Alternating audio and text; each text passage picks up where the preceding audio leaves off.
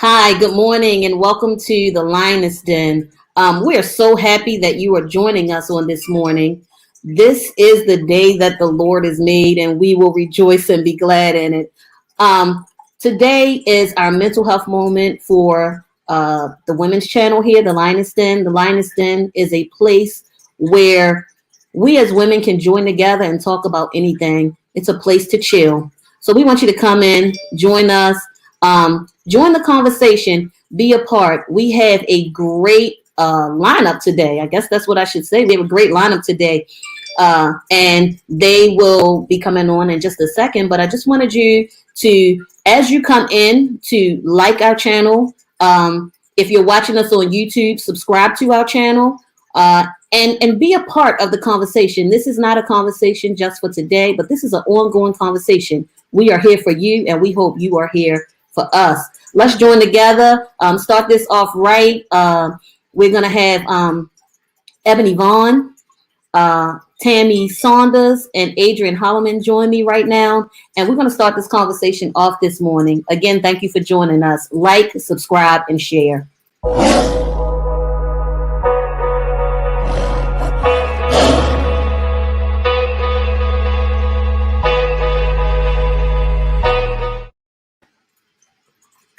Hi, we are here.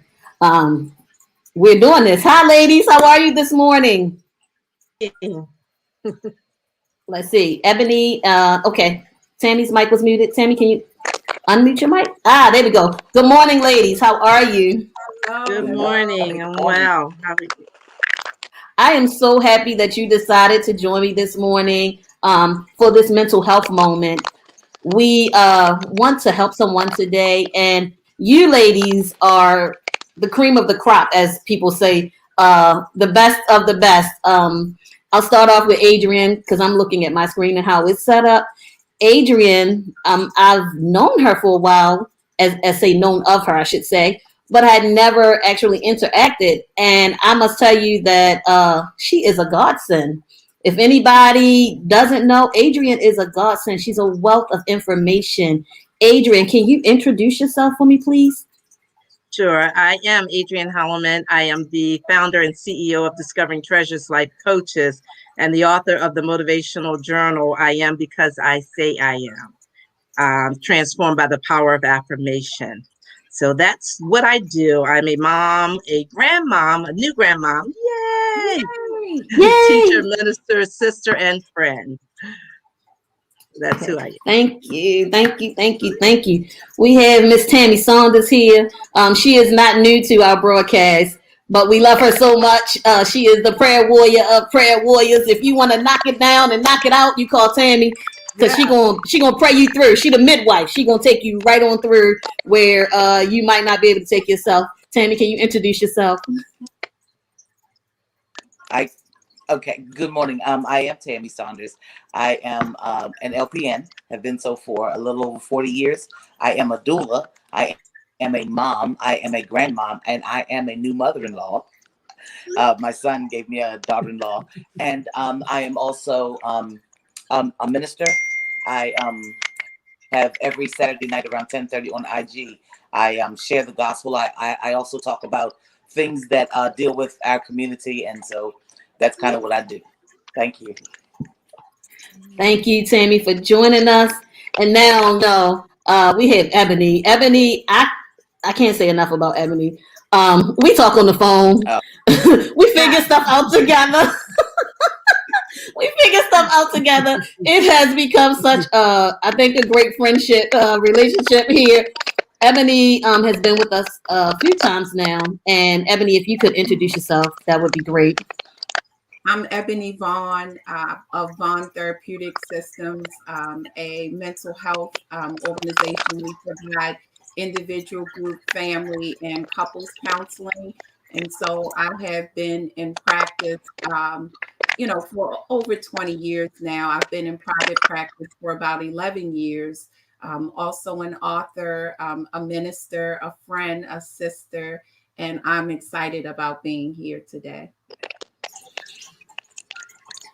Thank you, Ebony. And this the introductions are what we're going to talk about. Everybody has introduced who they are. I don't think who I said I am. I am a mother, a sister. I am an aunt. I am a minister. I think all of us on here have that title right now. I'm not an author, but maybe one day. It's But coming. yes, it's coming. Well, thank you. But I wear a bunch of hats, and as women, we all wear a lot of hats. We wear so many hats until it sometimes overwhelms us. And so today, that's what we want to talk about: the hats that we wear as women, the hats that we wear that sometimes overwhelm us, the hats that sometimes we don't know how to take off and just take care of us. So I want to start the conversation off with a scenario, and then we can go from there. So I work 8 hours a day. Today wasn't that great of a day. I came home and I had 3 kids, and they're running around because they're so happy to see me and they haven't seen mom all day. And they won't give me the minute to slow down. And I'm screaming and I'm hollering and I'm going through a bunch of changes. And nobody understands what I'm going through. And I've been going through this for a long time. And sometimes it just seems like something I can't get over, I can't get under, I can't get through. Ladies, these what what do you do? That's basically the question. What do you do? Anybody can start. Mm. So, Well, a lot of times we have to realize that we can take control of our atmosphere. You can't control other people. You can only control your response to it. And sometimes, in many cases, whenever I entered a situation like that, for me, I would speak to the people that are there.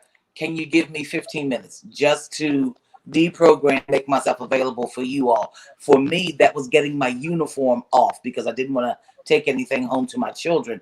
And sometimes it was just washing my face and just smelling my home soap as opposed to hospital soap.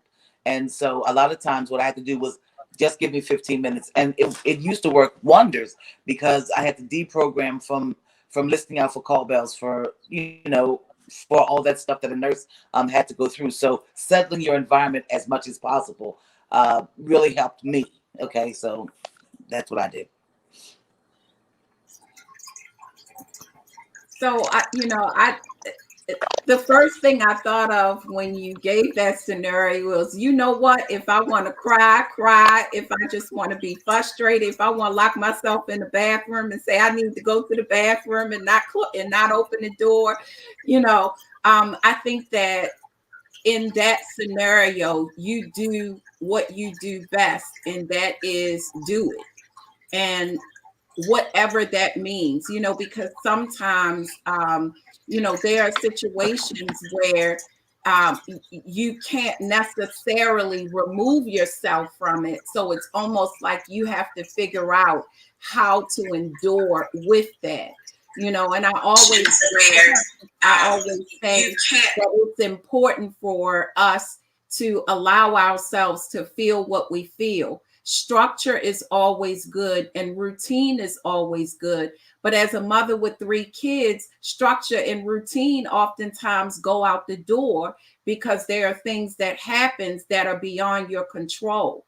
I always say that those years doesn't look pretty, but you do the best you can with what you have and rely on your faith. If that means having a baby on your shoulder, having somebody on your leg, but getting some coffee and sitting down and drinking some juice with everybody hanging on you just so you can do it the way you know how.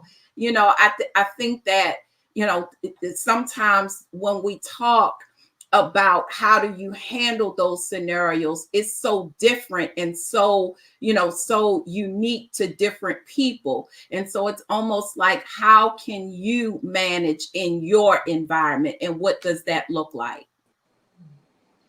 I was gonna say, when Ebony started talking, I agree with both, because many times with children, especially depending on the age of the child, they're not going to understand that 15-minute rule. So hopefully we'll get them to the place where they are, but depending on where they are, they may not understand. So you may have to be strategic. And like Emily said, with one on the hip and one here, drink your coffee. I was thinking something as simple as putting my earphones, because I like music. And a lot of times music will help me to come down. So whether I'm putting dance music on, praise music on, something that's going to change my mood or something that's going to help mellow me out. So you may have one earphone in as you're talking to the baby. Yes, sweetheart, da da da da da da da. Oh, mommy says da da da da da, and you're still calming yourself down. So you have to develop some strategies. If that means, okay, so I just got these 5 minutes right now, but everybody's going to be in bed by 8:30 to 9, and from 9 to 11, I'm not going to sleep. I'm just going to unwind. I'm going to take care of me. I'm going to do what I need to do. And again, when you're able to put pieces in place, or a time that, if I'm going to do all my laundry on this day so I don't have to deal with it every day, or however you need to do, whether you're doing Uber Eats or you're doing the fresh meals, or however you can save time and strategies to help yourself, then begin to put those little pieces in place. But you have to take the moment, because that moment will last you hours, and it may only be that moment that you need to last you some days. Yeah. I only have one kid, and I can tell you that some days it's a lot. I have a kid and a cat. That's what I have. I'm surprised right now that the cat is not trying to be in the video because he believes that he's made for TV. So, but when you come in, they haven't seen you all day, and it's mom is here. Let's and single moms especially, we have to work. And so that download from all day of everything that's happened around you sometimes can weigh you down. It can make your whole attitude when you come in. I thank God for my daughter. She's very understanding, and I know some of you have the same thing. My daughter, she's very understanding. She will give me time just to breathe, and she'll say, "Mommy, let me just go ahead, and I'll talk to you later." That alone is such a great help, because sometimes I have friends who don't have kids who say that. They're gonna tell you right then, as soon as your feet hit the door, it's their time, and they're gonna talk. You have no space. With that being said, today there's more stress with the pandemic going on, the lack of jobs. So you have a lot of people who have lost their jobs because people are having to downsize due to the pandemic, which is causing depression. It's causing, I had a friend tell me cutting. I'd never known anything about cutting. I don't understand it, and Ebony maybe can share with us some more on that. But cutting, just different things that we're doing to try to soothe and to try to soothe ourselves. And I've heard Tammy talk about it on her show, how we try to soothe ourselves.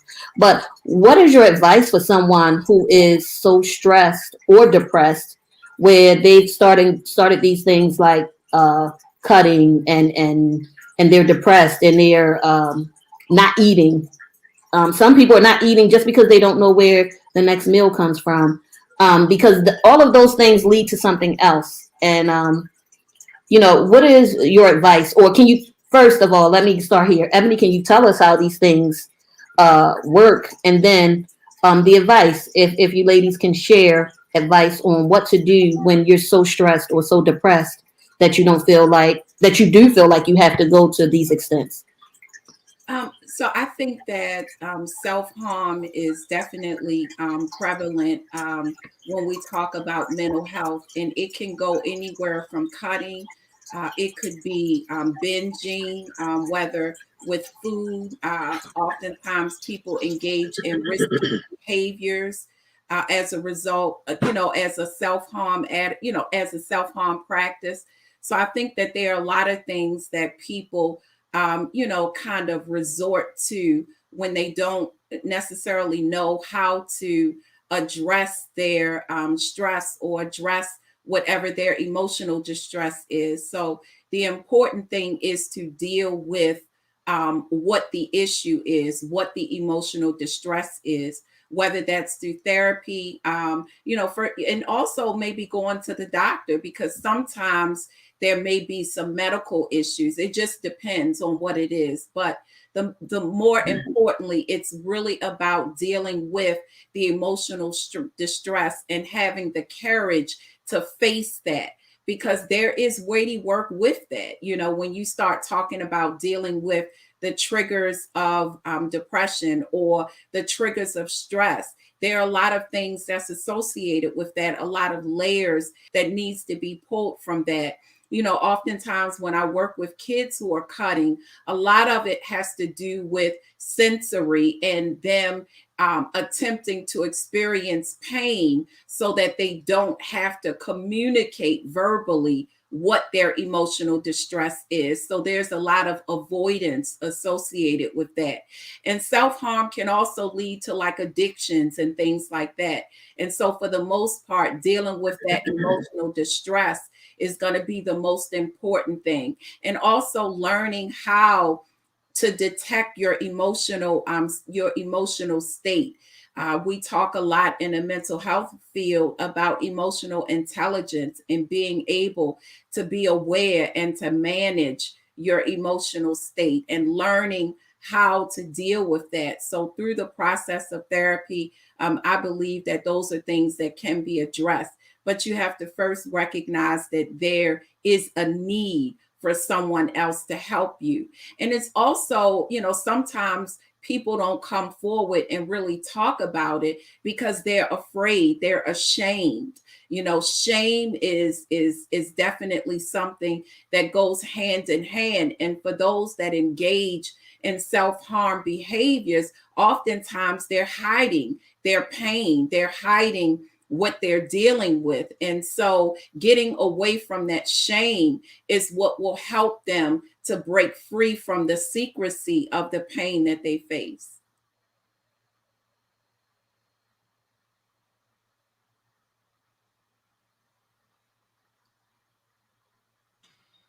Yeah, that is a major thing. The shame is big. Also, the guilt. Yes. Um, the guilt, the guilt can eat you up and cause you to do things that you never thought you would do, because now I'm guilty that I can't do things the way I Yeah. used to do them. I can't give my kids what I want to do. Tammy, you were saying, I was trying to hear what you were saying. Can you unmute yourself? I think you have yourself muted. Yeah, Tammy, you were saying cycles. I am here. I can hear a little bit.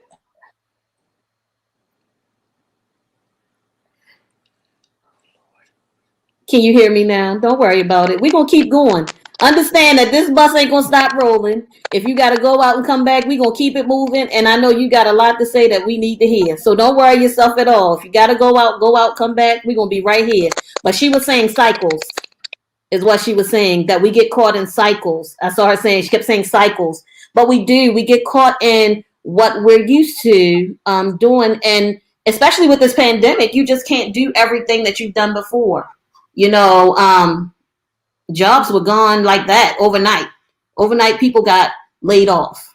And I believe, well, I don't believe, I know this, that they say that our suicide rates have gone up higher than ever due to this. And so, Adrian, you're a life coach. I'm your client, and I'm going through some of this. What would you tell me? There are a couple of things. I would remind you that you are resilient, Hmm. that even though all of this is going on, you have the ability to get through it. You have something in your hand that you can do. Even those who are unemployed and their jobs left, there is a skill, a trade, or something in your hand that you can do that someone needs so that you can help, change your situation. And then the second thing I would say is ask for help. Women, we're real strong and we're proud and we don't want to ask anybody anything, but you're not the only one going through it. It's a whole country of global nations who are going through the same thing. So people understand where you are. And you have a list of resources and a list of people who are concerned about you. Reach out to them. Everybody will not understand, but there are some who are looking for people to be a blessing to. And so use your resources. Don't go it alone because you don't have to. Ask for help from your community. Reach out to a therapist. Reach out, as Ebony said, reach out to a therapist, reach out to a physician, to your counselors, to your coaches. But you've got the resources and you've got what it takes to make it through. So you can do this. Absolutely. We have to know that there is hope. There is hope in these situations. There is hope. There is hope for all of us. Even people who seem to have everything need to know a lot of times that there is hope, because some things happen in your life that make you feel like it's hopeless. A lot of us as females, we don't talk about it, but we have PTSD. Certain things are triggering us that happen as children, that happen in our teenage years. How do we deal with this trigger? Because things trigger us, and I didn't believe it before. I'm gonna be honest with you. I'm like, nothing triggers me. And then I had situations to happen, and when I moved here by myself, I realized that was a trigger. That was the thing that made me feel some type of way, and now I don't feel it anymore. Ebony, how do we deal with these triggers? I think the most important thing is that we deal with them. But I want to go back to something that I thought about this as you were talking. Sometimes we have to not have so many expectations of ourselves. And what do I mean by that? Sometimes, we have to adjust to the environment and the season that we're in our lives as women.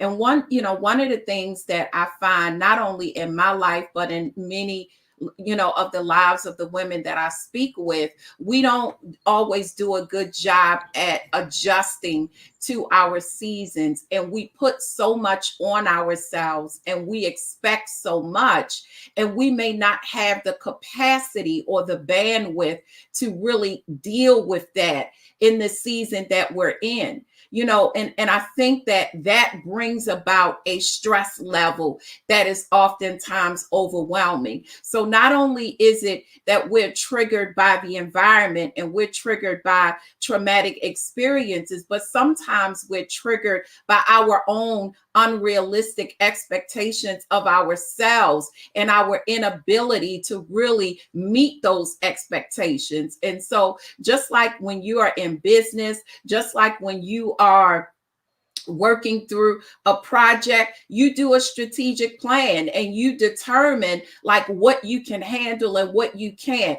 what you should apply, what intervention you should apply and what you shouldn't, what you're going to do and what you're not going to do. And I think that as women in seasons of our lives, we have to decide, look, I really want to do this, but I'm not doing it because I don't feel like it and I don't have the strength for it. Or, going into a house where you've worked 8 hours and, you got to cook and clean. I don't want to clean. I don't want to do that today. So you know what? I'm going to bed. I'll clean up this weekend, and I mean, those are just very practical things, but they can be larger things as well, where boundaries and balance is a part of your everyday practice so that you're not overstressed and so that you're not overwhelmed about things that are not unnecessary and not necessary, or are they a requirement?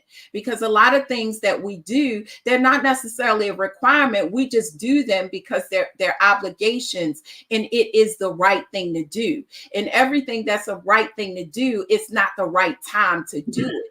And so being able to recognize boundaries and balance, I believe that will help us with our triggers. You gave the example of moving to another state. And so, sometimes when you move, there's a transitional period where you are adjusting, where you are learning how to adapt to a new state, a new environment, a new support system. So it's almost like give yourself a break. If you feel if you're feeling sad, if you're feeling lonely, that's par for course. Don't overstress yourself because now you're thinking, I shouldn't feel this way. So you're depressed about being depressed. So I think that sometimes when we talk about triggers, we got to recognize the environment in which we're creating for ourselves and learn how to navigate in that environment, and also to not put those expectations on you that you can't bear. And then if you are triggered, get that help that you need. Say you're triggered and back up. Take some time to really reflect and think about what you can change and what you can't. And if it's something that's beyond your control, you got to let it go for a minute. You got to, and you got to get the help with those that can help you so that you can move from one space to the other. That's good. That's good. That is excellent. That is great. Tammy, did you have anything you wanted to share? Because I see you back. We happy to have you back. um, what Ebony just said is so big, because especially for us as Black women, we are so used to wearing all the hats all the time, and for us to know that there is space for us to give us a break. Okay, granted, we've had to do a lot of things, especially as a single mom. Everything rose and fell on my head. If the bill didn't get paid, it was because I didn't pay it, and I didn't have the luxury to do that. Recently, my father's youngest brother passed away, and that was the reason for me living in Chestertown, because my father asked me to take care of him, and so I did. And I made a quality decision for me. I chose to grieve. Before, when in previous passings and whatever, I didn't have time to grieve. I was raising children. I was very deeply engulfed in my career, so I didn't have time to stop and do it. So I would just put it away, and when it rushed me, it rushed me. But this time I purposely chose to grieve. And so i I really felt great about it, because all of a sudden it wasn't my don't talk to me because I'm grieving. No, it wasn't that. It was that I just kind of can't do that right now. And little by little, I've only been adding back on things that I believe that I'm strong enough to do. I believe that I'm strong enough to do this. I believe that I'm strong enough to do this. I had even stopped working out. Now I got back involved with my workout and stuff like that, because I have other goals. But when I chose to grieve, it also, and please forgive me for getting so churchy, but it also gave me a road into the rest of God. And I have been telling my other family members it's okay to have Jesus and a therapist, because for years all we were taught is just pray about it, child, you'll be all right. Well, sometimes you need to pray for God to lead you to a therapist or a psychiatrist, depending upon what all you need. But when I made that time for me to grieve, it seemed like a whole weight lifted off of me. I could think about it. If I cried, I didn't feel guilty. If I just didn't feel like going out to the store today, I didn't have to. And the mere fact that I live alone, that was a big deal too. But now I'm getting back to where I'm doing my housework again. I'm doing stuff that I have to do, all because I chose to grieve. We have to remind ourselves that we have choices. There are certain things that we just can't not do. As in, if I had a small baby, I couldn't decide just not to take care of it. But just as Ebony was saying, you decide what you will be able to do and what you're not going to be able to do. So that's also a part of the self-love. Unfortunately, in the world that we had lived in, it's self-care was only getting your hair and nails done. Well, I don't have hair, okay, and all that other stuff I can take care of. But the big deal for me was self-care is really taking care of the little girl inside me, the little girl that didn't get a chance to grieve about this, the little girl that did not achieve all her goals, and she's 60 years old now. That little girl, that self-care where I fall back in love with me. And so then I do things that can add life to my years. Yes. Yes. That is very, very powerful, because most women don't know how to do self-care. we are so busy doing everything else that we don't take care of ourselves.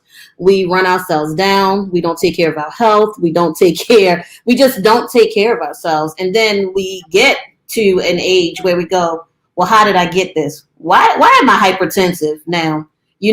When all the time I was running and eating, just eating from the fast food place because I got one more thing I got to do before I can go to bed. And if I didn't cook, then I had to make sure that we had something. Let's dive more into self-care. How do you? Because Tammy said now that she is there, she was by herself. She had the time, but some of us we don't even have. We don't feel like we have the time. That's what I'm gonna say. Because Ebony was saying earlier, you got to set those boundaries. But sometimes we don't even feel like, how do I set a boundary? I've never, as a female, as a person, I've never set a boundary. My answer has always been yes to everybody. How do we get to the place where we figure out, and it may be just finding a therapist. I don't know. But how do we get to the place where we say, hey, I got a boundary. I have to take care of myself today. How do we do that? Well, that begins with self-love.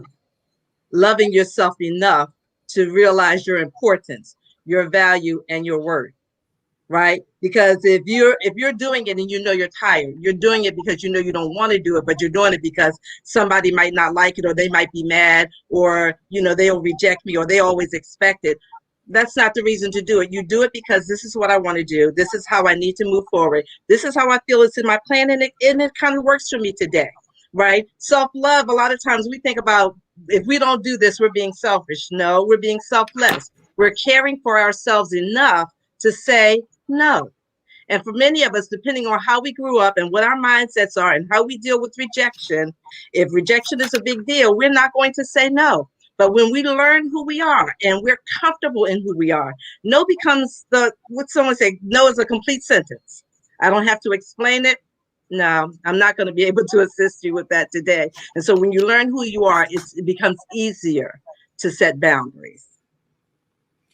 And that's good. One of the things that I think about, and I talk a lot about, in whether it's in my practice or even in coaching, is just the importance of really gaining a healthy perspective of the root of self-care.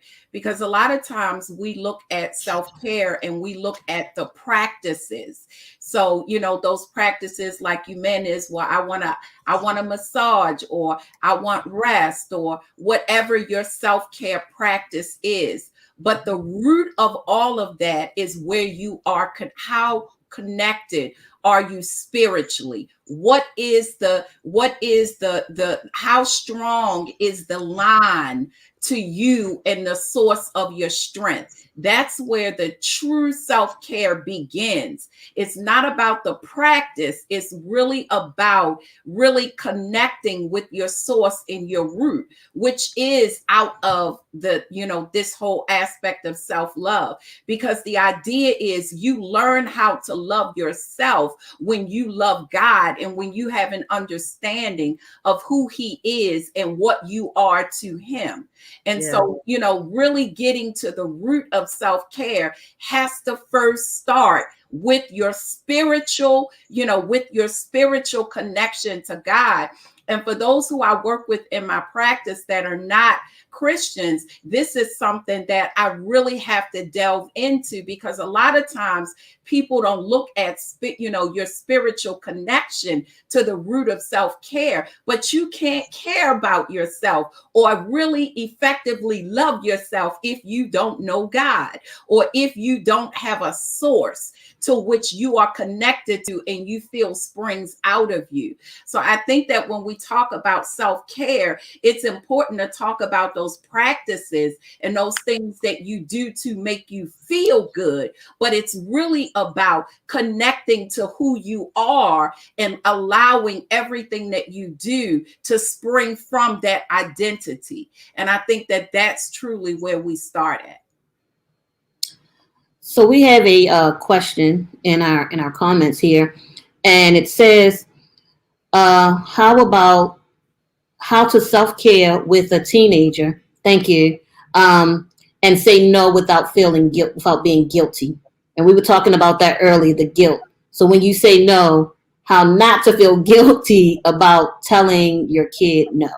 I guess feel guilty about caring for yourself when you're saying no to your kid for something. Any tips on this one? I know I sometimes I do feel guilty too when I have to say no to my daughter. Sometimes I feel guilty when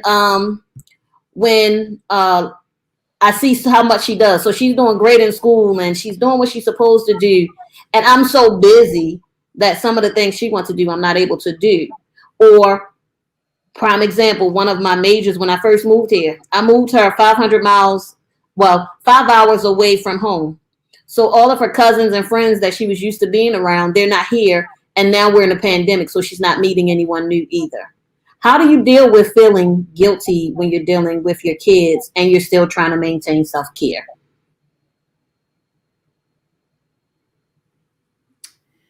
I guess I need to, what is it? What are you feeling guilty about? I guess because you want to give them, so for me, I am one of these people who I want to give my kid the world. Okay. And so I want to give them the world, and then she's here. So this is my personal issue. I'll share with you. She's here, and my whole family, as all of you know, is somewhere else. Yeah. So now she's here. She hasn't met any friends because we've been here in the pandemic and we've had to be closed in. So you're in a new place. You haven't met anyone, and then I can't even take you or do anything else really to make that better, except for me and you talk every day, and she doesn't seem to be bothered. I think I'm more guilty than she is bothered, to be honest. But I think that's what the person is trying to get to here is, so I'm taking care of myself, but I feel guilty for taking care of me because I got teenagers who want to do stuff, and I've told them no, and then after I tell them no, I'm like, maybe I could have done it, and. It is guilt. I don't know. You guys may not have that. I've felt that with my daughter. So I have a couple of things. One of the things is it depends on what it is. If it's something, as Ebony said, if it's something that you cannot control, then you release it. Some of it is also that expectations that we put that have nothing to do with reality, but it's our desire to do for them. I can give you an example. When my children were growing up, I worked part-time.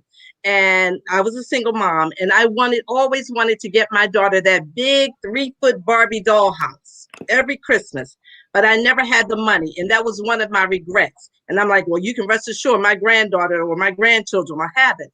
But when I asked my daughter a few years back, and I shared that with her, she said, I never wanted that.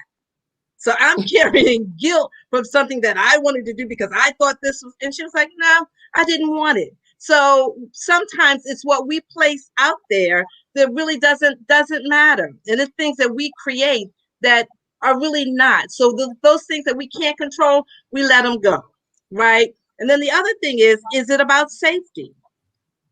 Are we saying no because they really don't need to do that? This is going to impact their lives. This is going to impact their future. This is going to impact their purpose. So baby, as much as you want to do it, that answer is going to be no. And then because I know, and I'm being intentional, and I know what God has called you to do, or I know who you are, I'm not going to feel guilty about it because that's my role to protect you, to guide you, to help shape you for what you're doing, what you'll do in this world, in your life. And so I'm not going to be guilty about the no. Yeah. And I guess that's what I was thinking. I was trying to figure out like what give me the scenario, because I think that the scenario is very important. I agree ditto with everything that Dream Coach just said. Yes. Yes, that's who she is. Now, yes. For example, each summer, my granddaughter comes to stay with me, and I relish it. I can't wait, all that good stuff. But one of the things that I've been teaching her over the last couple of years is I'm teaching her autonomy. And that means put your keys in where they should be, put your money in a place so that you don't have to look all over the house for all this stuff. I shouldn't have to wake you up. You have all these devices and whatnot, set an alarm and all that. But by the same token, I was also teaching her how to take care of herself, not just physically, but emotionally. If you're upset, sit down, stop, and see where this is coming from. What's this really about? And she's learning. I didn't even think she was really learning these things until I got some feedback from her mom. Mom, what are you teaching her? Okay, I'm not teaching her witchcraft. Good God, what? I mean, she was like, I'll be talking to her, and all of a sudden she'll just sit down on the floor and she'll say, Mom, can you wait a minute? And I'm thinking, I taught her that because by the same token, I was teaching her how to do that, but it made my load a little bit lighter so that when I came to ask her, what is wrong, sweetheart? She could tell me because she sat down and she took care of it. When I am doing self-love and my children want me to move back closer to them, I say, right now, I kind of need to be here. I kind of need to sort some stuff out. Here, I can just throw all my stuff out and then sort it out how I want to. I sometimes feel guilty. For example, there was a situation where one of my daughters bought a house.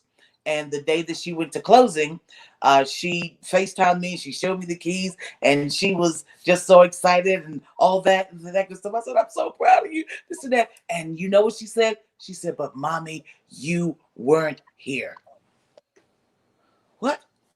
I said, I didn't know you wanted me to be. I didn't, she said, Mommy, this is the first time I've done anything this big. Why weren't you? Blah, blah. Now, this kid is not the kid that calls me Mommy. She calls me Ma all the time. When she says Mommy, she has my full attention. So one of the things that I'm grateful to God about is that God told me, stop nursing your family, your family, because as a nurse, you wait until they ring the call light before you respond. And I hadn't realized that even my adult children needed me to really realize they are my children. Even though I don't have to pat them on the head anymore, there are some things that they expected from me. So I had to regroup, and so that I wouldn't feel that upset and that angst after I got off the phone. Oh my God, I hope I haven't hurt her feelings. I hope she doesn't think I just I got back on the phone and I apologized to my child. And so that way for me, before that lie, that I could start preaching to myself. And that's another thing we have to do. We have to unlearn the lie that we keep telling ourselves about ourselves.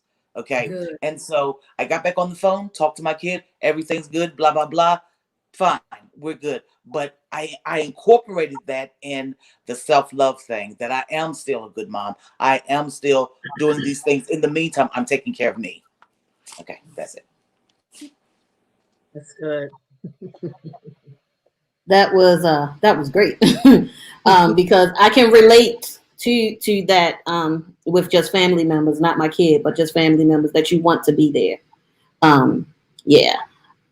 I'm gonna stop right there because I'll get a little bit emotional, because that was a real good one, because you want to be there, and when you're not exactly around the corner for everything that happens, you get that little twinge sometimes, like, dang, should have been there for that, But God knows, and then the stop lying to ourselves in the back of our head, because that is, believe it or not, that is a huge thing, especially us as women. I don't know about guys, but I know we have these stories that replay. They replay in our dreams. They replay in everything that we do. Like, oh, you should have, and sometimes it stagnates us from moving forward to the future, the great things that are set before us that God has for us.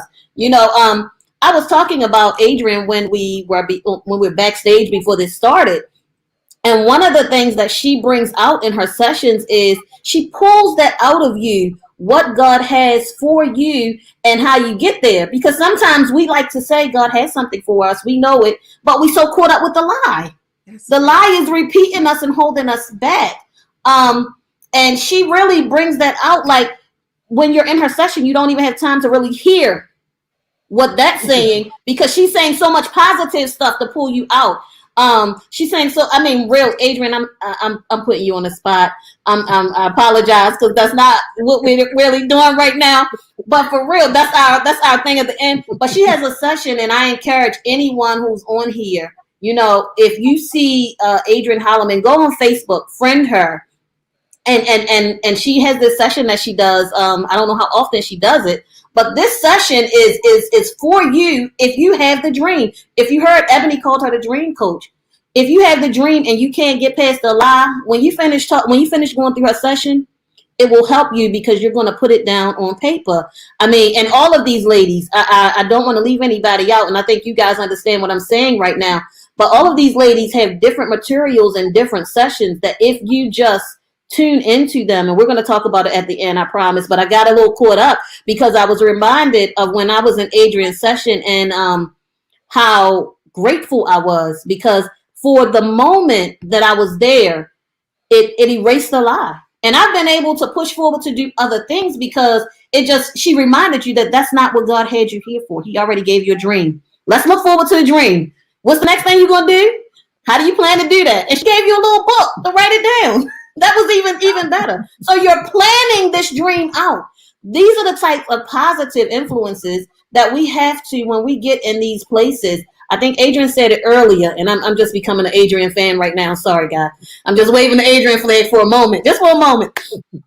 She said earlier, about how that we have to move forward and find those positive things. We all have something else during this time that you can do. There's something else in your hand, and that's the thing the lie takes away from us. The lie really takes away from us. I'm not gonna pass the offering basket. We're gonna talk about the next thing because we haven't. I think Lydia, before you go to the next thing, let me jump on this Adrian thing. So okay. This Adrian thing, this dream coach thing. Yes.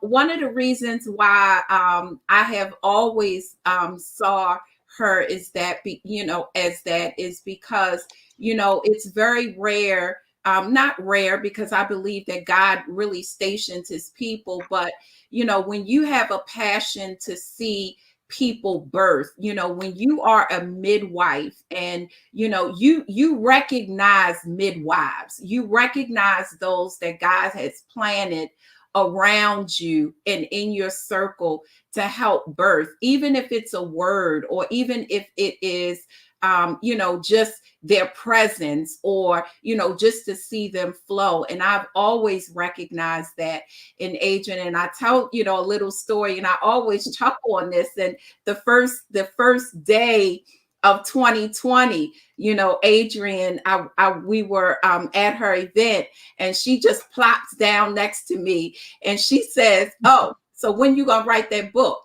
And I looked at her, and if any of you know my personality, I'm very focused and I'm very like, when I'm going to do something, I'm going to do it. And I simply told this woman, eventually I'll write a book, but that's not my focus right now. Right. So wasn't that my exact words, dream coach? Yeah. And I said to her, that's not my focus right now, because I was doing other things and I was serious about that, and so when she said that, she was like, "Okay, so what you doing?" And so I went on to tell her what I was doing and she was like, okay. So it met her approval, right? But unbeknownst to me, God would have it so that we are shut down for an entire year. Glory to God. That's right, Tammy. And so God had other plans, so not only was it dream coach sitting down, it was just a question. So when you gonna write that book, that's all. She didn't stay on it too long once I said what I had to say. It's always a situation where I'm telling people what I'm gonna do, and God is like, "Okay, I got you, because you gonna do this thing." And so it wasn't until fast forward and going into all the way in July, I'm walking, just walking on my morning walk.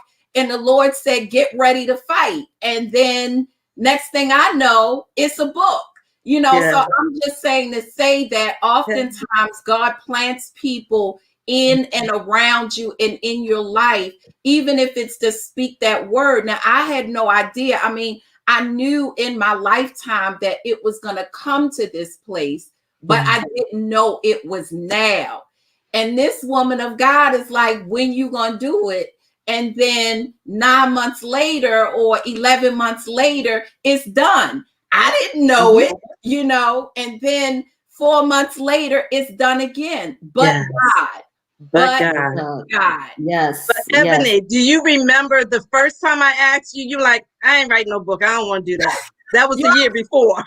Because it wasn't, and I'm gonna tell you, I've always, since I think it was in '99, my spiritual mom at the time, that's one of the reasons why I love, I truly believe that God raises up midwives, and all of us on this line, all of this in this public, we are midwives. We are birthing women of God. That's what we do. It's not just women, it's men too. Yes, one of us on this line, we are midwives. And so in '99, that was one of the things that my spiritual mother would always, really push me in terms of me getting out the way. And that's why I said I always knew that at some point I was going to be doing what I was doing, but I just had no intention on doing it. Last year, the year before that, I was like, I'll get to it later down in the line, but again, we can run our mouths and say what God is going to do, what we want to do. And I'm famous for that. But the reality is God knows best, and he knows how to position the people in your life that will help you get there. Even, Sister Tammy, she has birthed some words into me through her prayer and through her encouragement over the years. And so all of this is just, it's just the way God does this. Absolutely. Absolutely. And when you said that, so Tammy doesn't know what I'm about to talk about, but I'm going to talk about something about Sister Tammy real quick, because everybody who's watching, I want you to understand what Ebony just said. She said, find yourself to help you birth your dream. That's what she said. She talked about everybody who helped her. But if you don't have someone who helps you, who pushes you, who is that birthing coach to say, hey, come on, let's get this baby out of here. We see the head, you're crowning. Y'all know what it's like, because most of us on this line, I know we have kids. You crowning, come on. Because when you're crowning, you feel like I can't go no further. I can't do no more because I'm crowning, and this hurts. This is starting to hurt me. This don't feel like it should be for me. And Tammy, for me, has been that person so many times. I learned a lesson. Tammy taught me a lesson about 2 weeks ago. She don't even know she did. We had a conversation, and we were talking, and she said, yeah, because, you're my line sister. She always tell me, you my line sister and everything. And in the conversation, we agreed to disagree at the end of the conversation. I think we agreed to disagree. Well, I have been a person that if I agree to disagree, I can be disagreeable. Just the honest truth. I can be disagreeable. And I was sitting there and I talked to Tammy, and I was like, okay, we agreed to disagree. But me and Tammy, we cool. We good girlfriends. And for a minute I said, well, how am I going to talk to Tammy? Because you disagreeable, sis. You disagreeable, and you and Tammy ain't never been agreed to disagree, and you just be disagreeable with Tammy. You can't do that. Tammy is the evangelist, the great evangelist. You can't do that with the great evangelist. And I will tell you, it was just like God whispered in my ear. Just because you don't agree on everything, and we have to know this as a lot of women, because we do this, just because we don't agree don't mean we're enemies. We're just friends who don't have the same opinion, but we can still go out to dinner. We can still have our conversations, and we have to maintain the sisterhood. We have to. Please understand, ladies, we must maintain the sisterhood. And there is one thing that God has been impressing upon me lately is about, this is where you have your trust circle. The sisterhood is where you have your trust circle. You can't trust everybody, but when you have that sisterhood, that I can say everything that's on my mind, and it's not going to be held against me, because that's the one thing we have to remember. The sisterhood is a safe place. That's what the Lioness Den is about. This is a safe place for us. When we begin to understand that, when we come into these circles with women like we're talking to today, oh my God, I am so honored. With women like we're talking to today, this is a safe place. Even if they don't agree with what you say, they're going to love you and pray for you. That's And right. understand one thing about this trust thing. I want to share this real quick, and I'm going to go back to the topic. Trust has been taken from us since the garden. There was a seed planted in the garden when the serpent talked to Eve, and that seed was to mistrust God. That's Yeah. what it was. It was planted. And the same way Jesus came down through 42, what is that, 42 generations, so did that seed of mistrust. Yeah. And so that's why we have the problems we have today. Sisters, girlfriend, love money, Snooky, Pookie, whoever you are, kill it. That's why the Bible says that we will bruise his head, and he gonna bruise us. So we got the power to stomp on his head and trust our sisters and trust God. So let's move into this trust today. I'm telling you, when we learn to trust our sister circle, Yeah. we got somebody. That's We are good. not alone. And I want you to understand, you are not alone out here. You're not by yourself. Somebody else is there. You got a birthing coach. You got a doula who's saying, you crowning, baby. Come on. You're crowning. I see your baby. I see it. Come on. Come on. Come on. You know, and these ladies on this line, oh my, Ebony said that they are all great birthing coaches. I keep singing praises. We're supposed to be having a conversation. But these ladies are birthing coaches, and we're going to share the information because if you're looking for a birthing coach, somebody who's going to talk to you, work with you, they right here in front of you.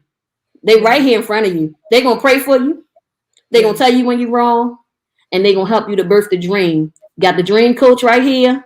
You got Ebony right here. Ebony is just triple G living. What is it? Ebony, say it for us. It's triple G living. God goes and grind. Mm-hmm. God goes and grind. So you got something that you need to get your grind on for. Come on now. I'm telling you, these ladies right here, I can't say enough. We got to move on to the next part of this. But there are, ladies, please, can you give an encouraging word?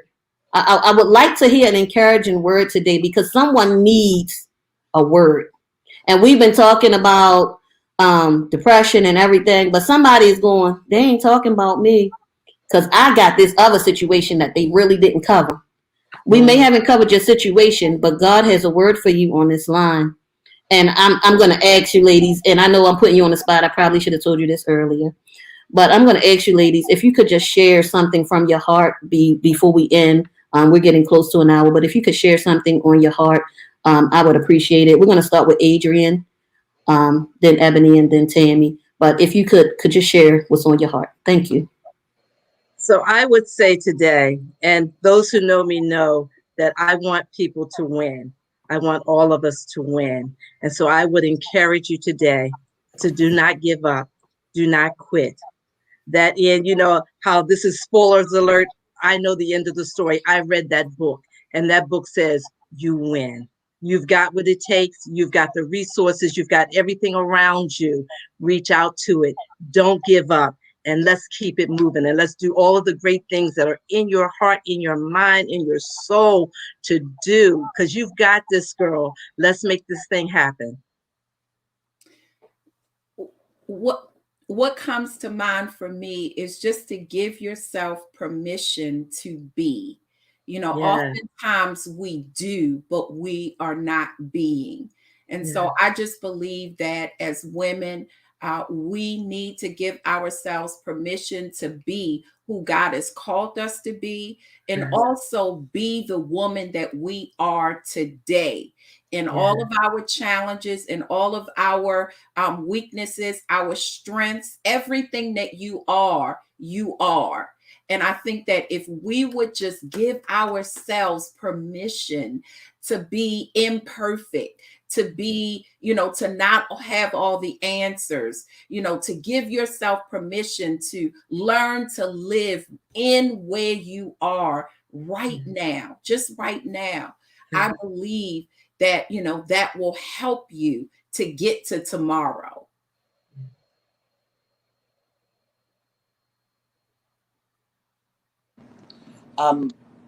What I would say today, of course, it may have been planned, it may have been on the calendar, but God has a divine connection for you to have been here today, because everyone that you see, we are your cloud of witnesses. We are here to watch you walk through this stuff and help you to come alongside, throw your arm around our neck. Because God says, for I know the plans that I have for you. He goes on to say, in all things, he'll work them together for your good. This day was designed just for the individual that's going to watch it now, next week, next year, or whatever. But today is the day for you to say, I can do this. I am going to win because I'm giving myself permission to be me. Be authentic no matter what. If you don't know anything else about me, is that I'm real. Okay? But the big deal is God made this time, this intersection, just for you. Amen.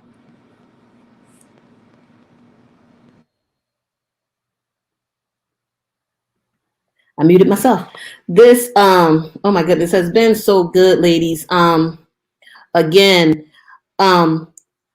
if you're out there and we didn't talk about your subject, and you want us to talk about your subject, we will do this again. Inbox us. We'll talk about it, and we'll talk to you. So don't think this is the last time and this is the only time. But again, we will be here again. We will talk to you. And I'm going to put some information up right now on the screen.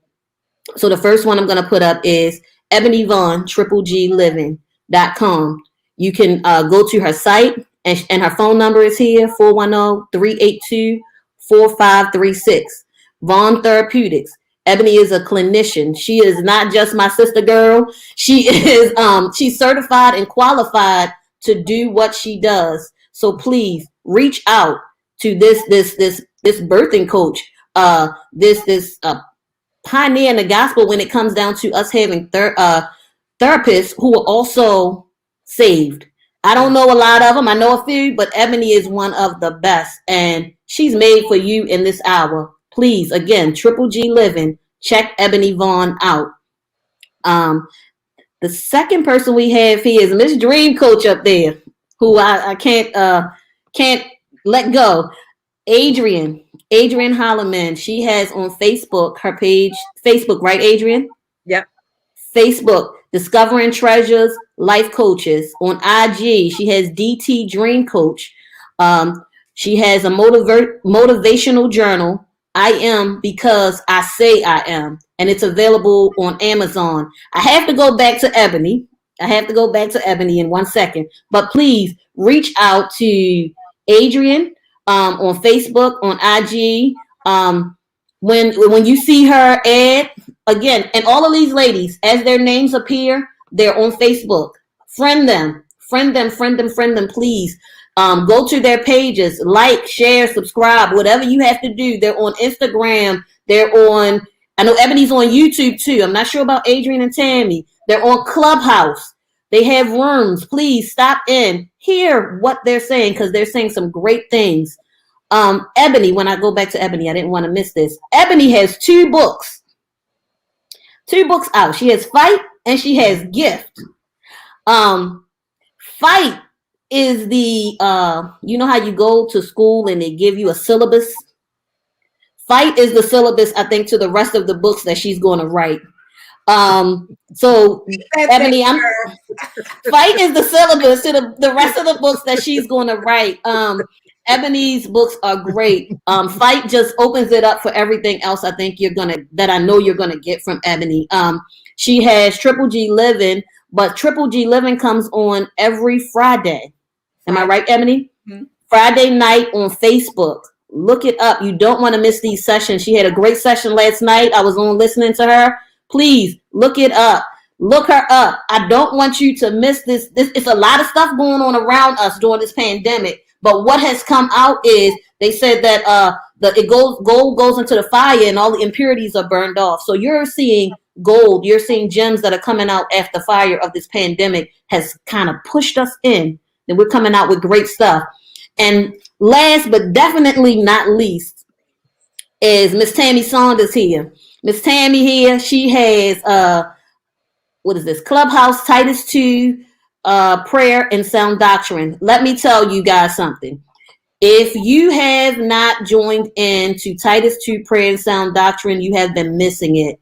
Yesterday in that group, there was such ministry going on. But forget not to forget the ministry, but when you push ministry to the side, they ministered from the God side, and then they ministered to the person. And I'm not going to tell the business or the people who were in the group, but they ministered to, I'm fat.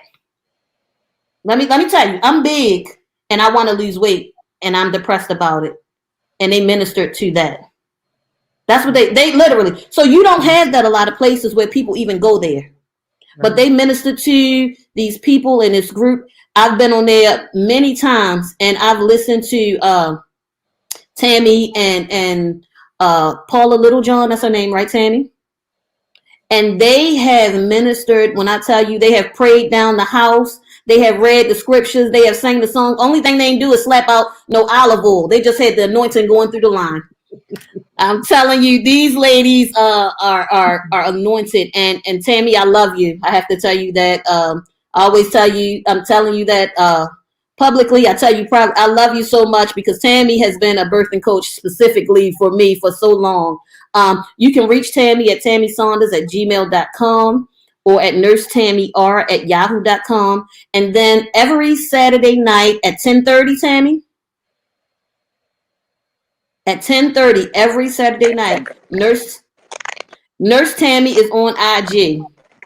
And she's covering a bunch of stuff. Ebony and I was talking about, she had a series on gut health on IG. So she's covering things that we need to know as women. We don't know what's going on sometimes with our bodies, but she's covering it from every end. She is meeting the full person from spiritual to physical. Sometimes she has all types of people come on. I'm sure she'll have financial people come on, tell you how to save your money, get your money together. So please, as we're about to end, check these ladies out. They are the real deal, the truth. I appreciate you all. I can't say it enough. I appreciate you all for coming today. I appreciate the conversation. I appreciate the tips. I appreciate you taking the time out of your busy schedules because I know all of you are thriving. You have businesses of your own that you're doing, but you took the time, and I am honored that you spent the time with us and with me today. Thank you for saying yes to me. Thank you for saying yes, God. Thank you for ministering on here today. And I think that's it, ladies. I can't say, all I can do is sing more praises. And we're running out of time right now. So thank you again for coming. We'll do this again, I promise. To everyone on Facebook, again, go to the Lioness Den. Go to the Lioness Den on Facebook. It's spelled just like this. Let me put up go to the Lioness Den.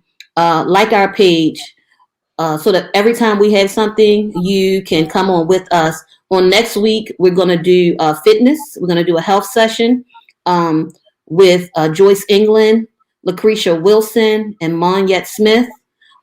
Join us. We're going to talk about some of that stuff that Nurse Tammy, and maybe we can get Nurse Tammy to come back on and tell us about the gut health on there if she's available. But yes, join us next Saturday at 11 a.m. Same place, same channel. Thank you again, and God bless you all. Thank you. Mm-hmm.